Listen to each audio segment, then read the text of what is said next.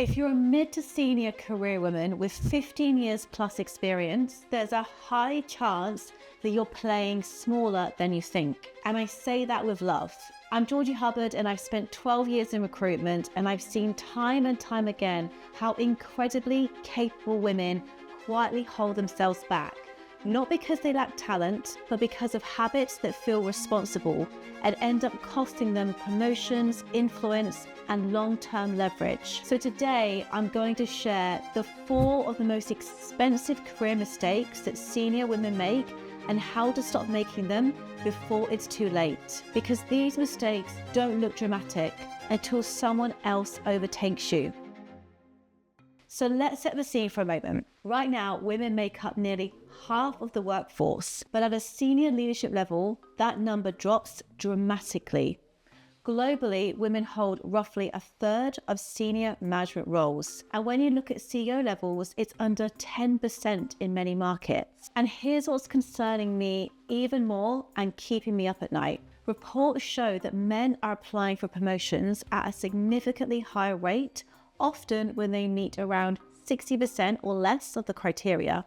But women tend to wait until they meet all of it, and that gap compounds over time. Then you add to that the rise of AI, and here's where it gets even more complicated. The World Economic Forum has projected that millions of roles will be reshaped by automation in the next few years, and many of the most AI-exposed roles are functions where women are heavily represented. So this isn't about confidence. It's about making sure that as the market shifts, and it is shifting fast, that you are not accidentally falling behind because of habits that once felt safe. Because the truth is that the women who rise in the next era won't just be the hardest working, they'll be the most strategic. And the gap between strategic and reactive, it widens quickly. So when I talk about expensive mistakes, I don't mean small setbacks. I mean 5-year shifts. I mean influence, income, and options. That's what we're really talking about today. This is not about ambition. This is about capability. Most of the women I work with are high-driven, high-performing, and deeply committed to their careers. But playing small at a senior level doesn't look like underperforming. It looks like waiting, holding yourself back, and self-editing. And the first and probably most common way I see this show up is how women decide when they are ready to step forward. Which brings me to the first mistake, which is waiting until you're 100% ready to take the next step. This is the biggest career mistake I see women make. Waiting until you meet every single criteria, every single bullet point, every must-have, every expectation. You tell yourself, I just need one more project, one more year, a bit more exposure, then I'll go for it. But the reality is, there is no 100% ready mark. It just doesn't exist. And if you wait for it, you will always be slightly behind someone who didn't. Because while you're perfecting, someone else is positioning.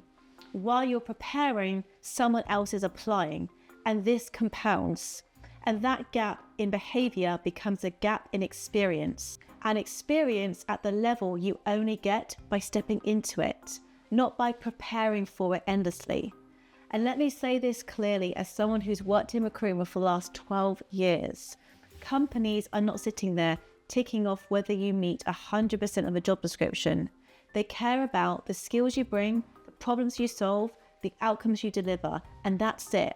So if you are positioning yourself around the value you create and the problems you solve, it matters far less what percentage of the criteria you meet. Because hiring at a senior level is not about confidence and capability.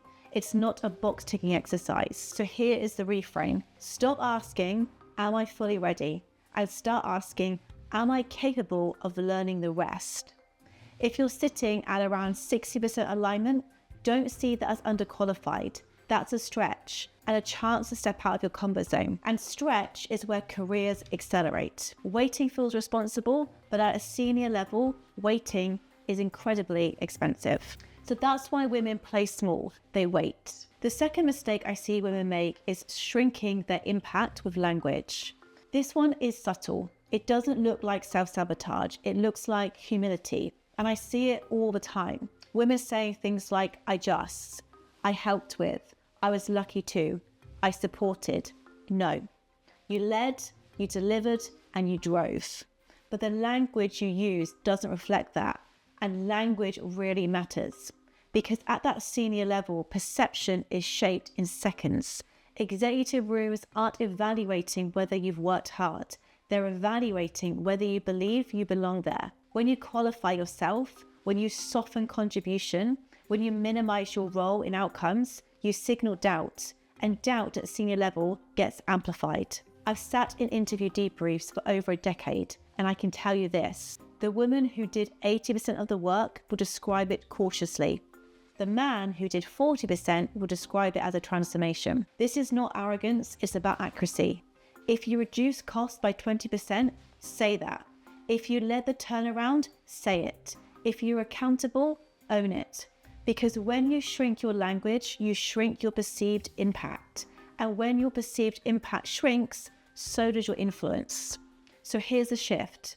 Remove the word just. Replace helped with led. Replace supported with delivered. Replace I was lucky with I drove. You are not exaggerating, you are clarifying. And clarity builds credibility. So if mistake 1 is waiting and mistake 2 is shrinking, mistake number 3 is assuming your work will speak for itself. And look, this is probably one of the most expensive mistakes of all because it feels virtuous, it feels professional. You think, if I just do excellent work, it will be recognized. And sometimes it is. But at a senior level, doing more work does not automatically equal progression because progression isn't just about performance. It's about positioning. It's about being visible in the right rooms. It's about framing your contribution in a way that executive leadership understands your value. If you're brilliant but quiet, you become operational. And operational leaders are easier to replace. And I've seen this so many times. The women holding the team together, delivering results, fixing problems, saving projects. But when promotion discussions happen, her name isn't framed around strategy. It's framed around reliability. And reliability alone doesn't get you to the next level. So here's the shift. Stop assuming people know the complexity of what you've handled and start articulating it. When you complete a major project, don't just say it went well. Say, we reduced risk by 30%. We delivered ahead of the schedule.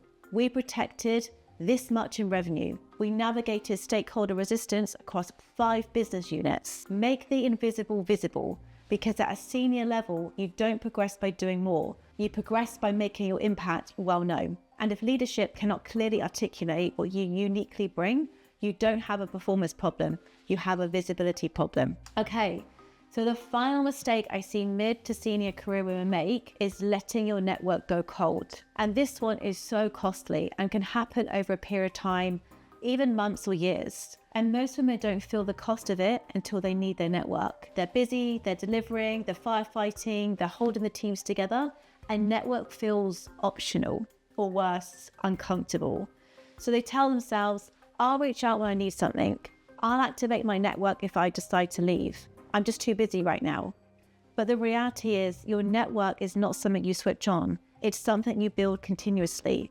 Because when restructures happen, and they do, as we've seen, when budgets get cut, when roles merge, when AI reshapes functions, the women who move quickly are the ones with warm networks, not cold contact. So relying solely on your internal reputation is really risky because internal reputation is subject to internal politics. Strategy means building leverage outside of your organization too. And this is exactly why I teach this framework in my program, because networking isn't random.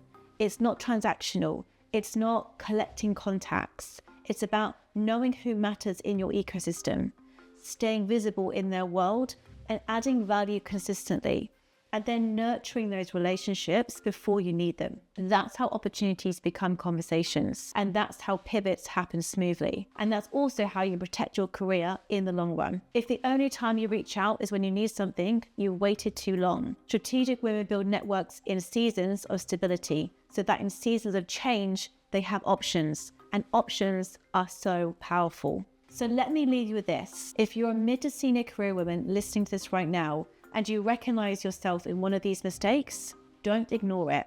These patterns are fixable, but they don't fix themselves. So if you want support correcting them, reach out, send me a message on LinkedIn or Instagram, or comment the word mistakes below. I know you've watched this video and we can start the conversation. And if I'm not the right person to help you directly, I will absolutely point you in the direction of someone who is. And finally, if this resonated, make sure you subscribe and follow along, because the more we talk about strategy and positioning and confidence at this senior level, the more women step into the rooms they actually belong in.